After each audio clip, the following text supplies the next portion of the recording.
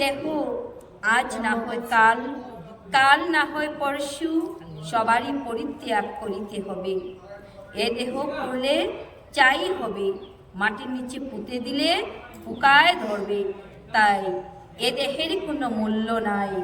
এ দেহের মূল্য ততদিনই যতদিন এই হৃদয়ের অন্তঃস্থলে, এই হৃদয় স্থানে ভগবান প্রাণ গোবিন্দ বিরাজমান।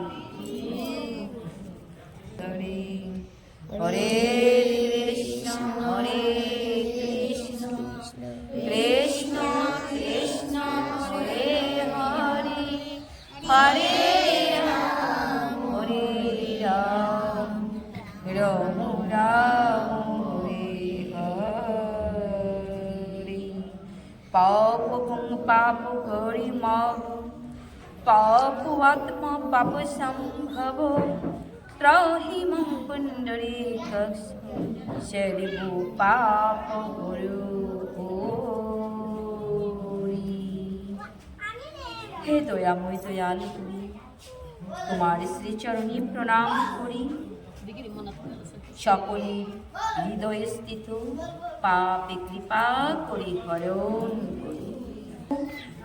পরম পিতা এই বিশ্বের বিশ্বেশ্বর সেই জগৎপতি নারায়ণের শ্রীচরণে আত্মসমর্পণ করিলাম। দয়াময় তুমি জানো। ওম শ্রী শ্রী কৃষ্ণ পরমস্তু নমো, ওম শ্রী শ্রী কৃষ্ণ পরমস্তু নমো, ওম শ্রী শ্রী কৃষ্ণ পরমস্তু নমো। ওম নমো ভগবতী বাসুদেবায়, ওম নমো ভগবতী বাসুদেবায়। মুখং করতি বাচালং পঙ্গং লঙ্ঘয়তি গিরিম, যৎকৃপাতমহং বন্দে পরমানন্দ মাধবম। যদি পরমানন্দ মাধবের যৎকিঞ্চিত মাত্র কৃপা বর্ষিত হয়, তবে অন্ধ নয়ন মিলিয়া দেখতে পায় পঙ্গু বড় বড় পর্বত লঙ্ঘন করে বৈকুণ্ঠ ধামে যায়, আর বাকশক্তিহীন বুবা হরি বল বলিয়া নাচে। তাই ভগবান প্রাণ গোবিন্দের কৃপার প্রয়োজন। সেই প্রাণ গোবিন্দের কৃপার ব্যতীত আমাদের কখনো কিছু করা সম্ভবপর হয় না। তাই প্রাণ গোবিন্দ যখনই কৃপা করিয়া থাকেন, তখনই এই মুখ দিয়ে বাক্য নিঃসৃত হয়। আমাদের যে ইন্দ্রিয়গুলি আছে, সেই ইন্দ্রিয়র মাধ্যমে আমরা সদাই কর্ম করিয়া থাকি। কখনো কোনো কর্ম আমি করি বলে অহংকার করিতে নেই।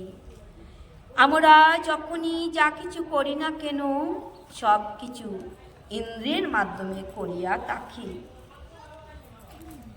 তাই আজ এই মধুময় বৃন্দাবনে বসে প্রাণ গোবিন্দের কৃপার ফলে আপনাদের মতো সাধুগুরু বৈষ্ণবের নিকটে আমার মতো অধম যে দু চারটি কৃষ্ণ কথা আপনাদের নিকটে গাইতে পারিব, সেটা শুধু ভক্তমণ্ডলীর কৃপা। তাই আপনারা সকল ভক্তগণ কিঞ্চিত মাত্র কৃপা বর্ষিত করিবেন। ভক্ত কৃপা ব্যতীত ভগবান কৃপা করেন না। তাই আপনারা সকল ভক্তবৃন্দগণ আমার মতো অধমকে কৃপা বর্ষিত করিবেন। ওম অশ্য শ্রীমদ্ ভগবদ্ গীতা মালা মন্ত্রস্য শ্রী ভগবান বেদব্যাস ঋষির অনিষ্টোপচন্দঃ শ্রীকৃষ্ণ পরমাত্মা দেবতা অশুচানন্যশুচস্তং প্রজ্ঞাপদমস্য ভাষসে ইতি বীজং সর্বধর্মাन् পরিত্যাজ্য মামেকং শরণং ব্রজ ইতি শক্তিঃ। আহং ত্বং সর্বপাপেভ্যো মোক্ষয়িষ্যামি মা শুচো ইতি কীলকम्। নৈनं চিন্দन्ति সহস্রাণি নৈनं দহতি পাবকো ইতি অঙ্গুষ্টাপং নমো। ন চৈनं ক্লেদয়ন্ত্যাপো ন শোষয়তি মারুতো ইতি তর্জনিপং স্বাহা। औचित्य अयमोधाज्य अयमक्लदो शिष्य एव च इति मध्योपं वोषटो नित्य सर्वगतस्तानचलयं सनातनो इति अनामिकापङ्गुम् पश्योमि पार्थरूपाणि शतशो अतसहस्रशो इति कनिष्ठापमिनोमो नैनं चिन्तन्ति सहस्राणि नैनं दहति पावको इति हृदयाय नमो न चैनं क्लेदन्त्यापो न शोषयति मारुतो इति शिरसि स्वाहा औचित्य अयमोधाज्य अयमक्लेदशिष्य एव च इति शिखाय वाषटो नित्य सर्वगतस्तानचलं सनातनो इति कवचाय हुमम् पश्यमि पार्थरूपाणि शतशतसहस्रशो इति नेत्रत्रयाय वषटो नानाविधानि दीपानि नानावर्णकृतानि च इति अस्राय पटो भक्तगण श्रीमद् भगवद गीतार श्रीकृष्ण हृदयं गीता संसार मौलनाशिनीं ज्ञानं भक्तिं मुक्तिं दात्रीं गीता देवीं नमस्तुते। श्रीमद् भगवद गीता हलो स्वयं भगवानेर हृदय स्वरूप। এই শ্রীমদ্ ভগবদ গীতায় ভক্তদের কি পরিবর্তন করিতে পারে? শ্রীমদ্ ভগবদ গীতা হলো ভগবানের স্বয়ং হৃদয় স্বরূপ। আর এই শ্রীমদ্ ভগবদ গীতা যত বেশি শ্রবণ করব, যত বেশি হৃদয়ঙ্গম করব, যত বেশি মুখে উচ্চারণ করব, ততই আমাদের জ্ঞান বর্ধিত হবে এবং সেই মুক্তের দিকে অগ্রসর হতে পারব। তাই এই গীতা কি করিতে পারে? অন্তিমে সবার মুক্তি দিতে পারে। আমরা সবাই ধ্যান করব শ্রীমদ্ ভগবদ গীতার মঙ্গলাচরণম। ওম পার্তায় প্রতিবোদিতম ভগবতে নারায়ণেন স্বয়ং व्यासेन ग्रथितं प्राणिमुनिना मध्ये महाभारतम् अद्वैतमृतपर्शिनीं भगवतीमष्टादशदायिनीम् अमृतामनुसन्दधामि भगवद्गीते भवेदेशिनीं नमस्तुते व्यासविशालो बुद्धि पुल्लरविन्दायत पत्रनेत्रम् येन त्वं भारतो तैलपूर्णो प्रज्वलितो ज्ञानमय प्रदीपम् प्रपन्नो पारिजाताय तत्रैकोपायनये ज्ञानमुद्राय कृष्णाय गीतामृतो दुहे नमः। श्रीमद् भगवद गीता भगवान कृष्णचंद्र प्रीतार पुत्र पार्थके कुरुक्षेत्र युद्धस्थले उपस्थित हये जीवेर मंगलेर जन्य सकल जीवेर कल्याणेर जन्य सबाकार उद्धारेर जन्य अर्जुन रूपी भक्तके सेई दापर जुगे कुरुक्षेत्रेर महाप्रांगणे সেই রণাঙ্গনের মধ্যবর্তী স্থানে অর্জুনকে প্রদান করিয়াছিলেন। পরমপিতা ব্রহ্মা তিনি জীব সৃষ্টি করেছিলেন এবং জীবের মঙ্গলের জন্য সকল জীবের কল্যাণের জন্য যজ্ঞ করার বিধান দিয়েছিলেন। তাই আজ এই গৃহে প্রাঙ্গণে যে শ্রীমদ্ ভগবদ গীতা যজ্ঞের আয়োজন করা হয়েছে সকল জীবের মঙ্গলের জন্য। যতদূর পর্যন্ত এই অমৃতবাণী পৌঁছবে তত স্থানে জীব সকল সেই জ্ঞানেন্দ্রিয় পেতে, জ্ঞানেন্দ্রিয় হলো কর্ণ, সেই কর্ণের মাধ্যমে মনোযোগ সহকারে এই অমৃত কথা, অমৃত বাণী শ্রবণ করিলে হৃদয় দ্বারা হৃদয়ঙ্গম করিলে সকল জীবের কল্যাণ সাধিত হয়।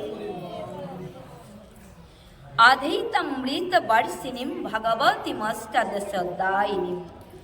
এই শ্রীমদ্ ভগবদ্ গীতা 18টি অধ্যায়ে পরিপূর্ণ অষ্টাদশ অধ্যায় রূপিণী অদ্বৈত অমৃত বর্ষিণীম ভগবান কৃষ্ণচন্দ্র এই 18 অধ্যায়ে অমৃত বৃষ্টি বর্ষণ করিয়াছিলেন। আর যদি কোনো ভক্ত এই অমৃত বৃষ্টির রেণু গ্রহণ করিতে পারে, হৃদয় দ্বারা হৃদয়ঙ্গম করিতে পারে, তাহলে অনায়াসে অন্তিমকালে মুক্তি পাইতে পারে। মূকং করতি বাচালং পঙ্গুং লঙ্ঘয়াতে গিরিম যতি কৃপা তমহং বন্দে পরমানন্দ মাধবম। আর এই দামোদর মাস যেন নিষ্ঠার সহিত সকল ভক্তগণ পালন করিতে পারেন।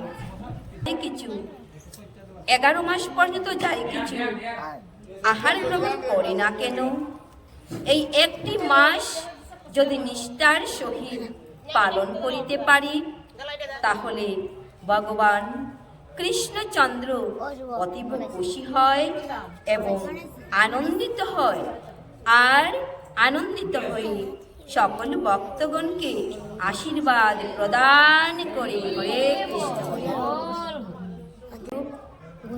ভক্তদের ইচ্ছা 4th অধ্যায় জ্ঞানযোগ।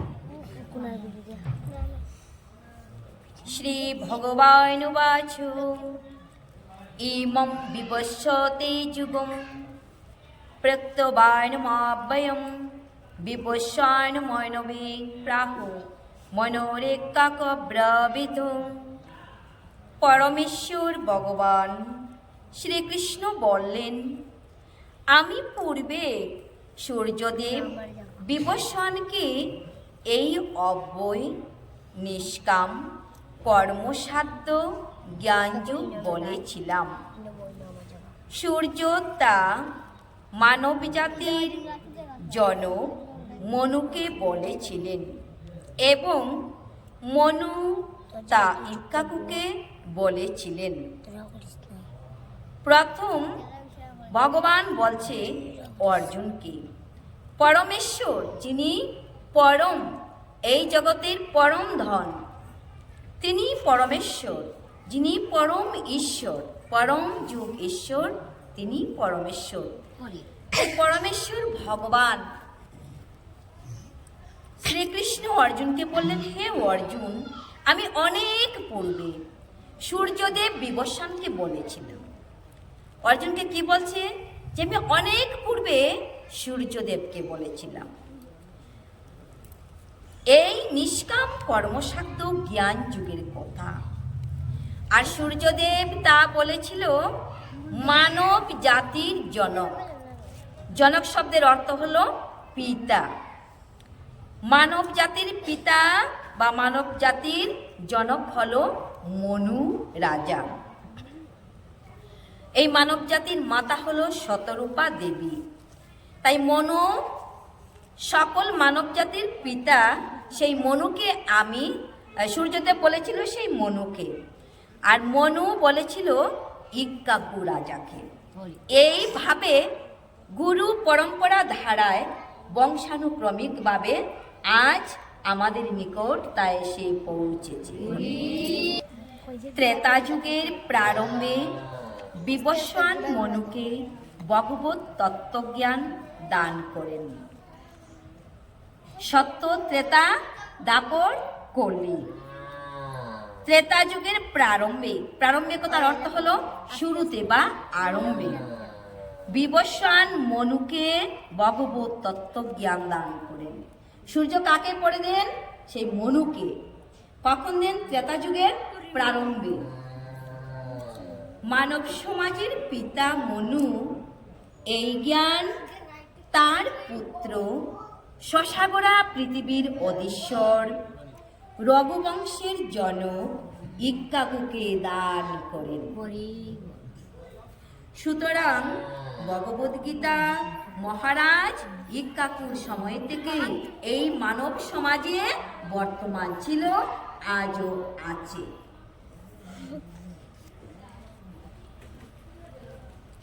ভগবদ্গীতার মর্ম উপলব্ধি করতে হয় গুরু পরম্পরা ধারায়, এবং এখানে বর্ণনা করা হয়েছে যে ভগবান এই জ্ঞান প্রথমে বিবস্বানকে দান করেন, বিবস্বান তা মনুকে দেন, মনু ইক্কাকুকে। এইভাবে গুরু শিষ্য পরম্পরা ক্রমে এই জ্ঞান প্রবাহিত হয়ে আসছে। রাখে হরি মারে কে, আর মারে হরি রাখে কে? যিনি রক্ষাকারী, ওনার যদি কৃপা হয় তাহলে আমরা রক্ষা পাইতে পারি। ভক্তই আমার মাথা পিতা, আর ভক্তই আমার গুরু, ভক্তই আমার নাম রেখেছেন বাঞ্ছা কল্পতরু। তাই আমিও সদাই ভক্তের হৃদয়ে বাসস্থান করি। হরি বল।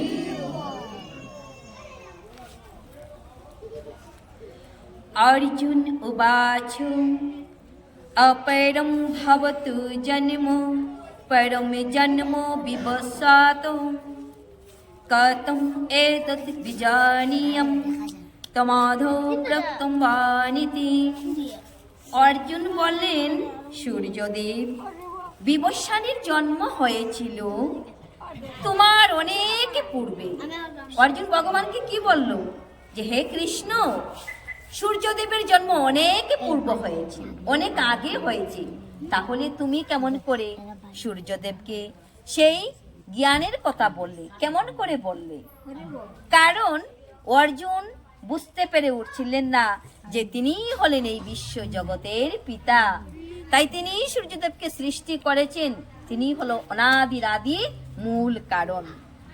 অর্জুন এই কথা বলেছিলেন কারণ কিঞ্চিত মাত্র অজ্ঞানতার বহিঃপ্রকাশ ঘটেছিল।